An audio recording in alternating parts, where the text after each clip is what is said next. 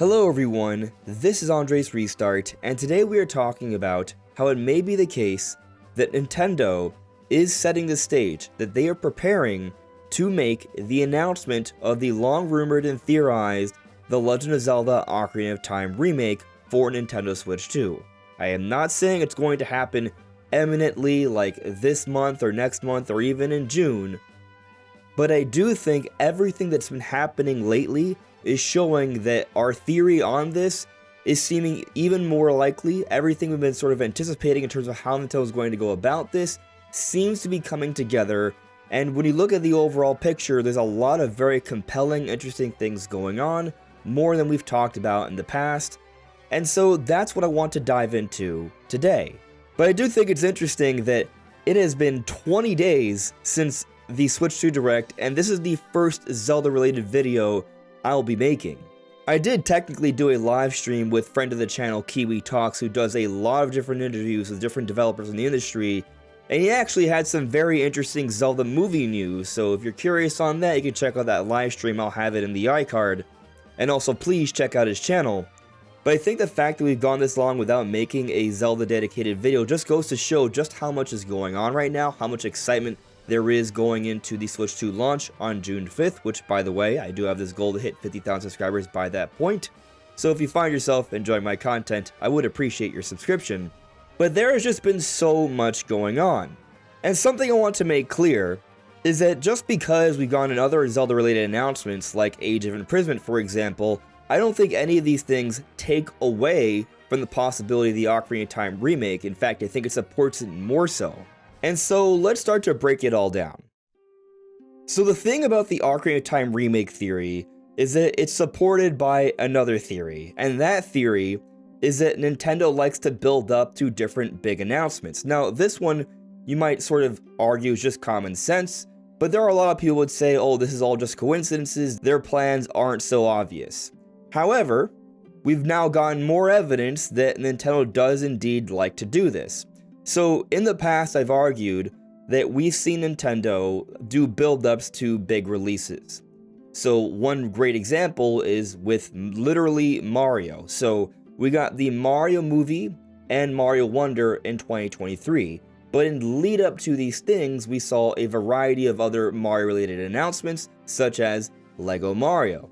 And then after the movie came out and Mario Wonder came out, we saw from Nintendo's financials that overall Mario sales went up significantly. So this cross-promotion between the Universal Park, the Lego sets, the movies, the different games, all boosted each other. In other words, there is great business sense in Nintendo doing this, and this isn't the only example. So we saw Nintendo have a build-up for Pikmin 4. There were a variety of Pikmin things that happened leading up to its release. We saw the Pikmin involved with the Nintendo Universal Park. We saw the release for the Pikmin mobile game, Pikmin Bloom, and we also saw Pikmin 3 Deluxe. And all these different Pikmin offerings amounted to Pikmin 4, which has gone on to become the best-selling Pikmin game to date, and by a healthy and growing margin. But now this theory that Nintendo likes to do things like this has been further strengthened by something else we've been theorizing for a long time that has been totally proven. And that's that Nintendo's had this big build-up for something huge, Donkey Kong. We've been theorizing for years that most likely Nintendo is working on a 3D Donkey Kong game, and that it would tie into the Donkey Kong expansion to Super Nintendo World. And sure enough, that is exactly what's happening. The Donkey Kong expansion to Super Nintendo World opens next month in May, and then in July, guess what's coming out? Donkey Kong Bonanza for Nintendo Switch 2. And of course, we've seen other things like Donkey Kong's new design being involved with Mario Kart World. We initially saw this design in the marketing lead up to the Mario movie. He's part of that as well. And so clearly, we're seeing multiple examples where Nintendo likes to do a build-up for these different franchises to ultimately lead to a greater success for that big game that they're working on behind the scenes. And so I think this is really important to keep in mind, because it would suggest that if there's another big release, something along these lines as we've discussed, we will see signs leading up to it. And so, have we seen signs leading up to this idea of a Zelda Ocarina of Time remake? And we have. Nintendo put out the Zelda Lego set for the Deku Tree, and interestingly, it's not just the most modern version of the Deku Tree from Breath of the Wild, but also, you guessed it, Ocarina of Time, and it even includes the Hero of Time. But then also, last year we got The Legend of Zelda Echoes of Wisdom, a 2D Zelda game, but a game that had a surprising amount of references to the Hero of Time's setting. Ocarina of Time, Majora's Mask. We saw them bring back the Deku Trees design from Ocarina of Time in this game. They didn't use any other designs, but something based off that one. We also saw a very interesting reference to the Ocarina of Time Princess Zelda design in Echoes of Wisdom. Notice how they are both encased in a very similar fashion. They brought back the Deku Scrubs, and we even saw a popular boss from the time, Volvagia. And so we're starting to see different ways that Nintendo's reminding us of Ocarina of Time. It's starting to look like there's a bit of a build-up here. But something else interesting about this theory is that we have thought that Nintendo would be building up to a 40th anniversary announcement, and with this in mind, we have theorized that the Zelda movie will be coming out early 2027. And, well, sure enough, we're actually almost totally correct for it. I was predicting an April 2027 release for the live-action Zelda movie, and it's actually been confirmed that the live-action Zelda movie is coming March 2027. And so you might be confused on this because the 40th anniversary for Zelda is in 2026. But the thing to understand here is that if they are going to have sort of like a big anniversary celebration, it's not just going to be a single day release, it's going to be a bit of a campaign where there's different merchandising, different events, and some games all coming out during a period of time, and some of that can bleed early on to the next year. We've seen this with Mario's 35th anniversary, for example, where they released Super Mario 3D World plus Bowser's Fury, something announced during the Mario 35th anniversary Direct in February of the following year. But something else to keep in mind here is that with the Zelda movie coming out March of 2027, that means they will have to start providing trailers and announcements regarding casting and all these different things in 2026, where Nintendo could be celebrating Zelda's 40th anniversary. So it all factors into each other. But some of you may not be very well aware of this Ocarina of Time remake theory, so let me go ahead and summarize for you what's going on, minus what I've already said that factors into it, of course.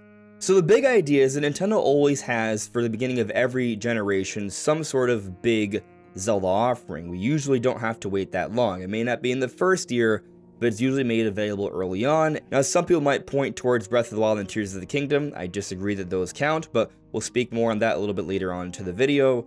The main point is that there's plenty of reason to think that Nintendo's going to put out some sort of major 3D Zelda offering early on into the Switch 2 generation, and with Tears of the Kingdom having just come out in 2023, and seeing how long it takes these brand new 3D Zelda games to be made, 5 to 6 years, it's very unlikely that we are going to see a 3D Zelda game of that caliber come out anytime soon. Might we see a teaser sometime soon? That's possible. But in terms of a release, we're going to need something else to take up that major Zelda role in the beginning years of Switch 2. And you want to get the Zelda fanbase invested early on. And no, a up-resed, higher frame rate version of Breath of the Wild and Tears of the Kingdom, something Zelda fans have already played, is not what's going to get so many different Zelda fans invested for Switch 2. It will need to be something much more exciting. So if you can't put out a new game fairly early on, what's the next best thing? A remake. Some sort of modernization of a prior 3D Zelda game. But which 3D Zelda would it be? There are a few options, but it looks like Zelda series producer Eiji Aonuma has basically teased Ocarina of Time Remake to us more than once. Now at this point, I made this video almost a year ago where I talked about how Aonuma likes to tease future Zelda games. But since it's been so long, I'll go ahead and summarize this long history of Aonuma teasing things here. So most recently, in 2023, Eiji Aonuma teased a playable Zelda in a future Zelda game, and what happened? About half a year later, it was confirmed, The Legend of Zelda Echoes of Wisdom, the first mainline Zelda game starring playable Princess Zelda. And then in 2016, we had Aonuma tease a thief in a future game, which he later confirmed to be a tease of Link's Awakening Remake, which came out in 2019. So Aonuma himself has already told us that he does tease future Zelda releases. Another example, in 2018 during a Zelda concert, he teased Skyward Sword HD. Nintendo executives then backtracked on it, but then, sure enough, about 3 years later, Skyward Sword HD came out for Switch. And then also in 2013, Aonuma teased Majora's Mask 3D. But let me read you this part of that interview. Please write that I laughed, Aonuma told IGN in response after indeed laughing. Don't make it sound like I laughed because I was troubled or inconvenienced or put out. I don't want them to read anything into it, but if you want to say that I laughed, I think that would be a good answer. When pressed about how fans should interpret that, Aonuma simply told us, it's really up to them. If they want to interpret my laughter as, yeah, we are making it, or no, we are not, I guess that's really up to them.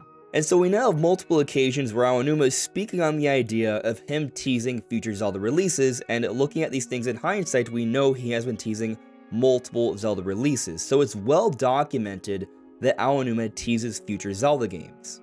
But also when he does, there tends to be something about it in the interview where he interjects in English or laughs or says something to the interviewer to sort of add after the fact. Like in the case when he was teasing Echoes of Wisdom. He was being translated, but in English he interjected after speaking on the idea of Zelda being playable in the future, maybe. And so there's this history where Aonuma does weird things like this when he is teasing future games. But with this all in mind, let me now bring up the two different interviews where Aonuma has referenced Ocarina of Time. So we had this one Nintendo Dream magazine. This is a Japanese magazine, so the entire interview is translated from Japanese to English. And basically the interview is about Tears of the Kingdom, but he's remarking on how it's interesting that it was decided that the name of Rauru from the character of Ocarina of Time was chosen, and that he wasn't sure how many fans would know about it. He found it to be a very curious situation. He added an extra little level of emphasis there on this character, initially from Ocarina of Time, and he was speaking on the character, not the town, from Zelda 2. But perhaps what's even more telling is this Game Informer interview where Brian Shea had asked Aonuma about a modern remake of Ocarina of Time, and Aonuma laughed and said no comment. But there's actually a little other extra detail on this. So when I made that initial video pointing out how Aonuma has teased all these different things, the writer of that article, that interview, Brian Shea, responded to my video, and he had said, hey, I'm the one who did the Game Informer interview with Aonuma and Fujibayashi, and asked a question about the Ocarina of Time remake. Thanks for continuing to cover our interviews on Zelda. Since he pointed it out that he will sometimes say his answers in English, I feel it pertinent to say that while I didn't type that he changed language during the interview, he did, in fact, laugh, then say no comment in English. So here's another example where he interjected, in English, laughed, things that are very similar to when he's teased future Zelda releases before in prior interviews. And by the way, I did look into this account. When you look at the account, it looks like the legitimate Brian Shea, who worked at Game Informer to do that interview. And something else to further strengthen this tease of Ocarina of Time remake is that, yes, he just said no comment, which doesn't technically mean he's saying yes, it's happening, but he would never say, oh, it is happening. He could have said, I wouldn't expect anything like that, there are no current plans, something to that effect, especially considering another interview that came out around that time where he was asked about a Zelda Dungeon Maker, he said it's not very likely. And what's really interesting about this is an interview that came out back in December of 2023, about half a year removed from the announcement of Echoes of Wisdom. We know from the Ask Developer series that in early development for Echoes of Wisdom, they were sort of making it as a bit of a dungeon maker, but it evolved into a totally new game. And so the point isn't to say that there will never ever be a dungeon maker, but it's more so that Aonuma, during these interviews, is being as honest and sincere as possible with us as he is allowed. He doesn't want to give us false expectations. So when he says things like no comment as opposed to telling us, hey, it's not happening anytime soon, in my opinion, it's actually extremely telling of what's going on. So yes, I think an Ocarina of Time remake is very likely happening. However, considering recent circumstances, some people may feel that those odds have dropped, but I'm going to argue to the contrary. So firstly, let me point out the fact that we got Echoes of Wisdom last year already strengthens the argument for a Zelda remake relatively soon, because maybe Nintendo could have positioned like a new 2D Zelda game to come out early on for Switch 2 as opposed to a Zelda remake, because even though it's not a 3D Zelda game, a new 2D Zelda would be fairly exciting, and could be another way to bring in the Zelda fanbase early on as opposed to a 3D remake. But Echoes of Wisdom just came out, so it seems unlikely that a new 2D Zelda is coming fairly soon, and also Echoes of Wisdom is one of the few games that's already been confirmed to be getting a resolution and performance enhancement on Switch 2. So it seems like Echoes of Wisdom is going to be the 2D Zelda game they are going to be pushing for the foreseeable future, so to expect a new one very quickly seems very unlikely. Now, a lot of people have been remarking that the Switch 2 Direct didn't have a lot of Zelda love, but I disagree. There were 4 different Zelda-related announcements. They confirmed GameCube NSO day 1, and on day 1 we are going to be able to play Wind Waker, and I think it looks pretty good. It's not quite Wind Waker HD, but the GameCube app does seem to be enhancing these games to a noticeable degree. The resolution's a lot sharper and the game's more colorful. But then of course we also have Breath of the Wild and Tears of the Kingdom Switch 2 editions. Now, I remember when we first got the Codename Lake of Yu King O, and I was having debates with people about how big of a deal this would be, and I've always been arguing that this wouldn't be treated as like that big of a deal of a thing. And sure, it's a talking point, but it seems to be pretty much what I thought it would be. If you have Nintendo Switch Online Plus expansion pack and also Breath and Tears already, these are just free upgrades as I've been anticipating. Of course, if you don't have it, it will cost you a pretty penny, but they're also not dramatic remasterings with new content or anything like that. They are fairly subtle improvements. Not saying they aren't nice, I do plan to try them out on my Switch 2, since I already own the games and it'll be free for me since I also have Switch Online Plus expansion pack, but I'm probably not going to play through the games from beginning to end, at least not immediately. This alone isn't a lot of Zelda content, it's fairly light in my opinion. But it is smart to put out there early on for Switch 2 to keep the sales coming in for Breath and Tears of the Kingdom because these are evergreen titles. Sure.